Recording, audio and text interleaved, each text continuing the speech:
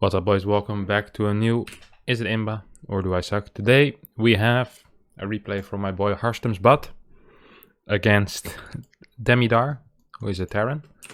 Let's turn on the sound as well. Actually, let's read the email first. That's how we're supposed to start. What does it say? Despite some lessons learned from your amazing coaching session, Terran is clearly imbalanced. How else can you lose a game after you easily defend the 3-Rex with a fast third, double forge, amazing harassments, and even DT transition?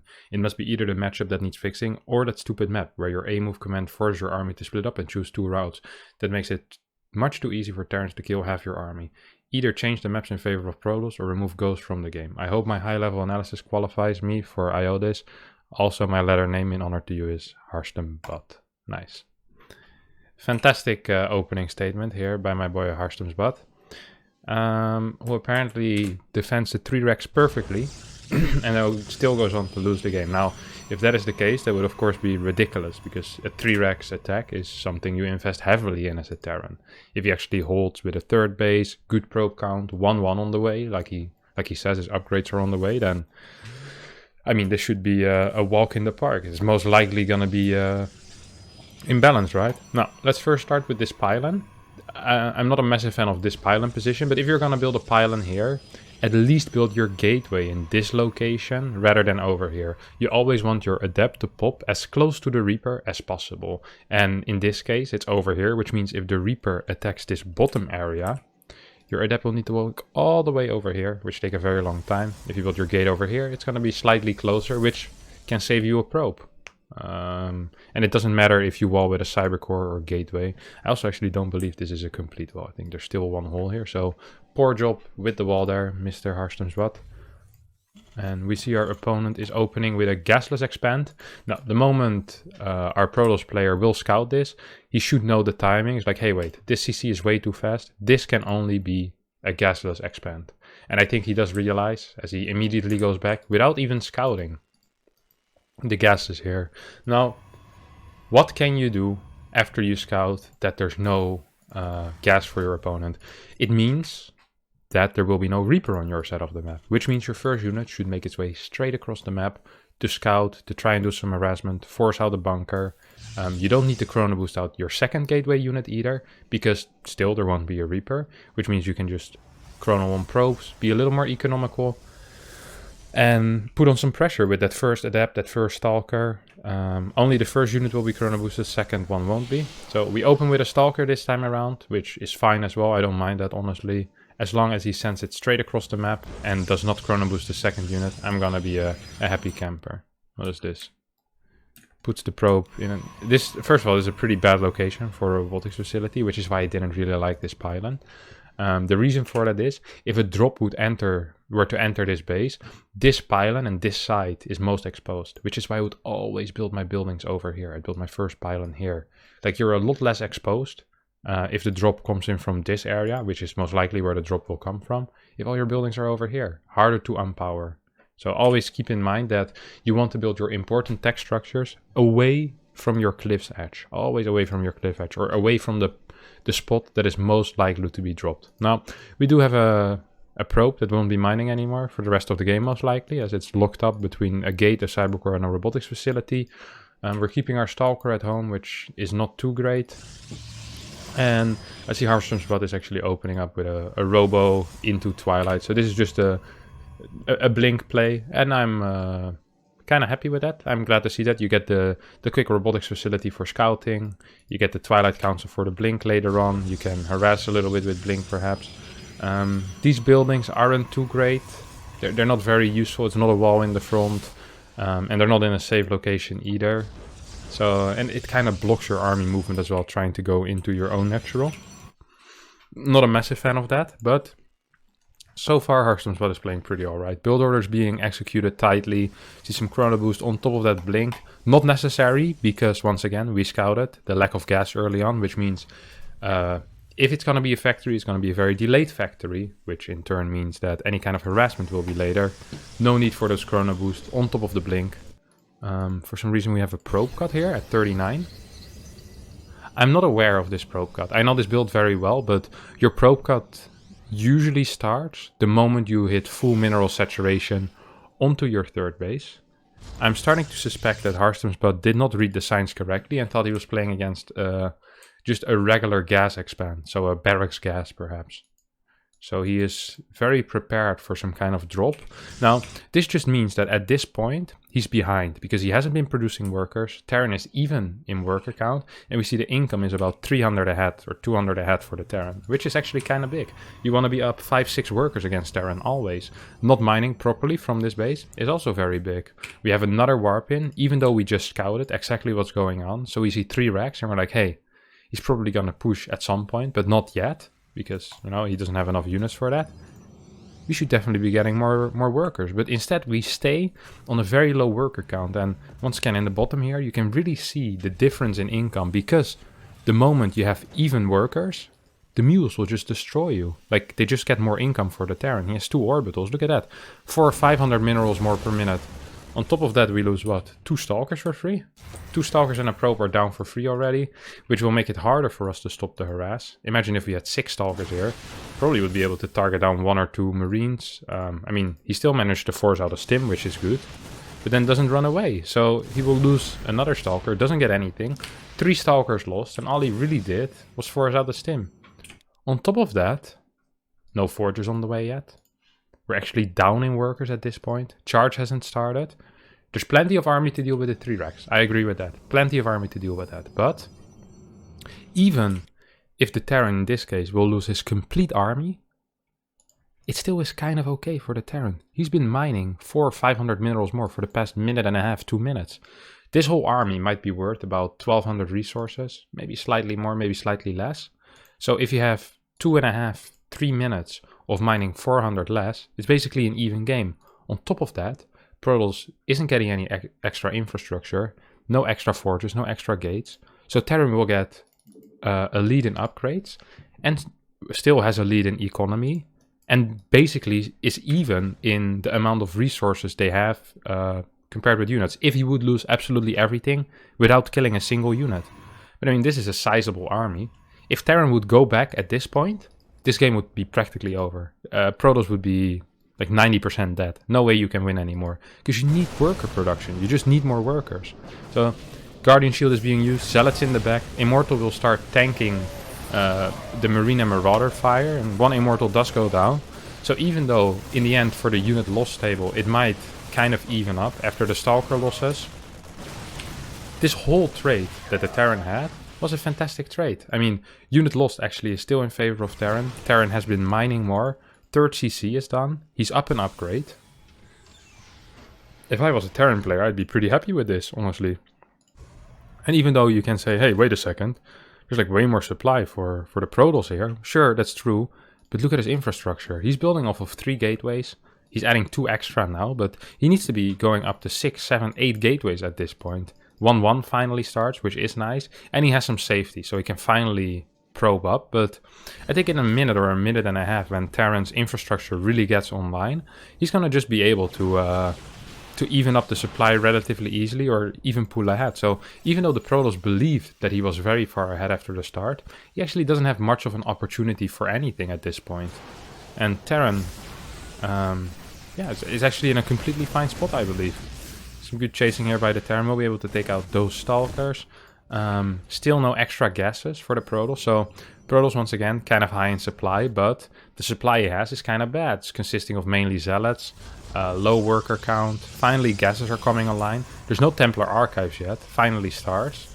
There's no fort base, which means at the moment the Terran will get these extra gases, Terran will be looking at a pretty sizable economy lead once again.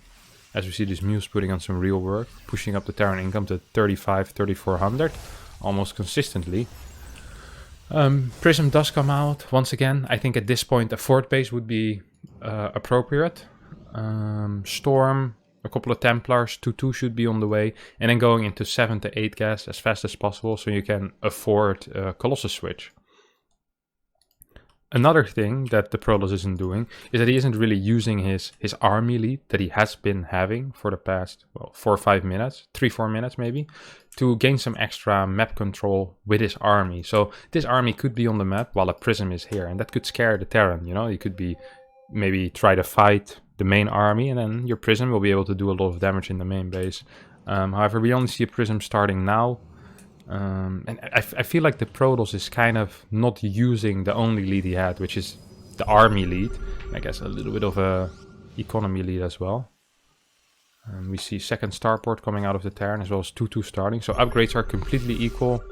Terran doesn't really need to fight his army. He sees like 30 zealots, or well, 21 zealots. He's like, you know what, I think I'm just gonna go home. Try again later on when I have a couple of ghosts. Maybe 2-2 upgrades, a couple of Vikings with my army as well.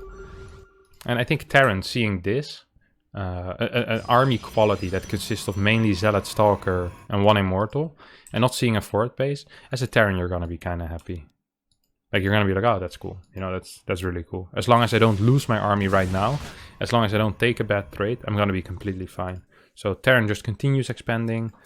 Should probably add a barracks or so and get 2-2 started rather than just +2 attack. And this fight is very weird by the Protoss player. He's just going in with the Zealots for now. Then the rest of the army will join, but Terran can start counting to the left side. And this was a very costly engagement here for the Protoss. Unless he managed to get all of these medevacs and the whole bio army. I think this actually was a really bad trade.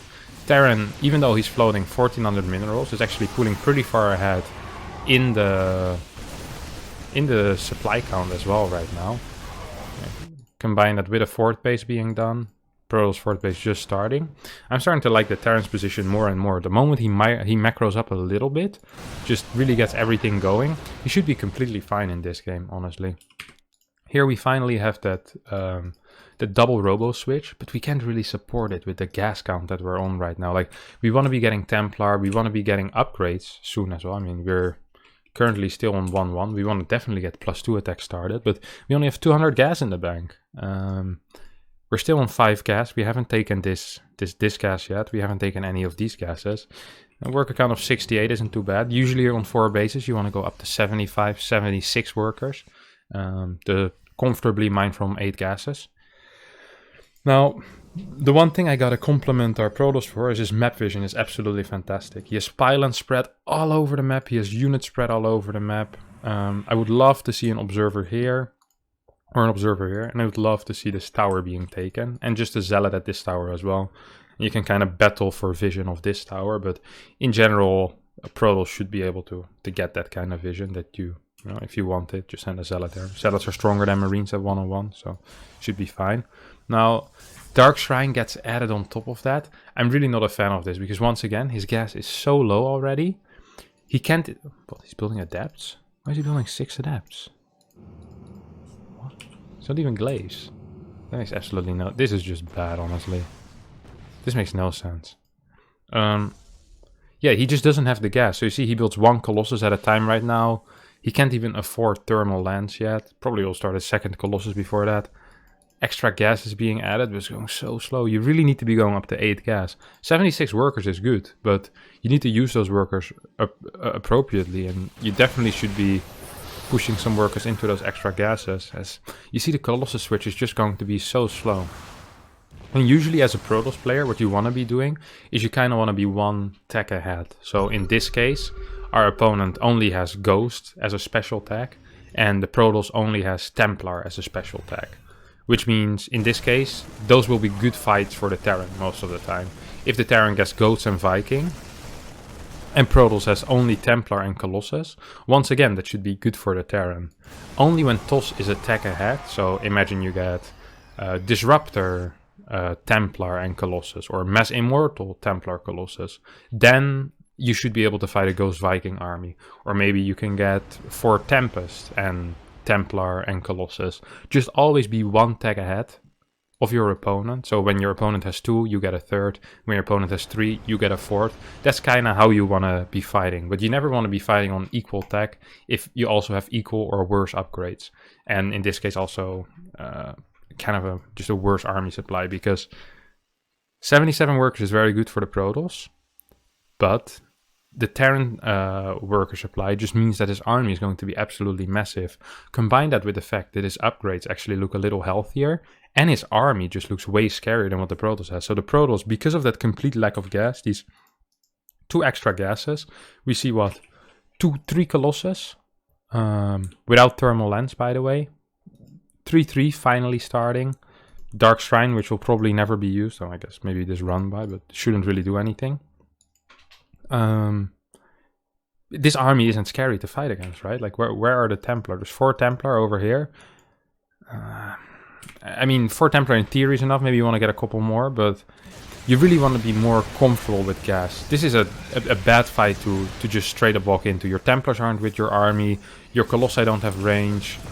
Your upgrades are still being researched. There's 3 upgrades on the way. And he already just bled out, well, 2 Colossus basically. So once these Templars join the fight, maybe he can try to push this back. But you should never try to engage into this. Terrible storms being thrown as well. First good EMP gets hit, but once again, like, he's down in tech, he's down in army, and he's down in upgrades as well, as the Terran has +3. There's so many Vikings to deal with the Colossus, and Ghost just EMP absolutely everything. I mean, there's no way in hell you're gonna win a fight like this. Scan to basically show the DTs, and Demidar is in such a good position right now. It becomes so difficult as a Protoss to deal with that, and it's really just because that complete lack of gas, the lack of upgrades he had here, and honestly, kind of the poor decision making to walking into a fight as you're still researching 3 different upgrades. Your Templar ain't in position. Oh, we actually get a G-Wall plate. It's rare in the Iodis that we see a GG, but today we have one. So, yeah, the verdict. The early game wasn't too hot. Too little probes. Forges too late. Too late forward base. Gases are too late. Transition into Colossus was way too slow. The timing of going in with the Prism was kind of bad. No real run-bys into the 3rd base, which is the most vulnerable base. No Prisms into the main. Do I need to continue? I think we all know the answer. You suck. It's the way of the world, my friend. It's the way of the world. Alright, boys. Thanks everyone for watching this. Is it Imba or do I suck? If you enjoyed it, feel free to comment or like with the thumbs up. Don't forget to subscribe and hit the bell so you see all my videos. I post about 5-6 videos per week. So if you really like StarCraft, you can be spending all week watching me. Love you all and see you boys next time. Bye bye.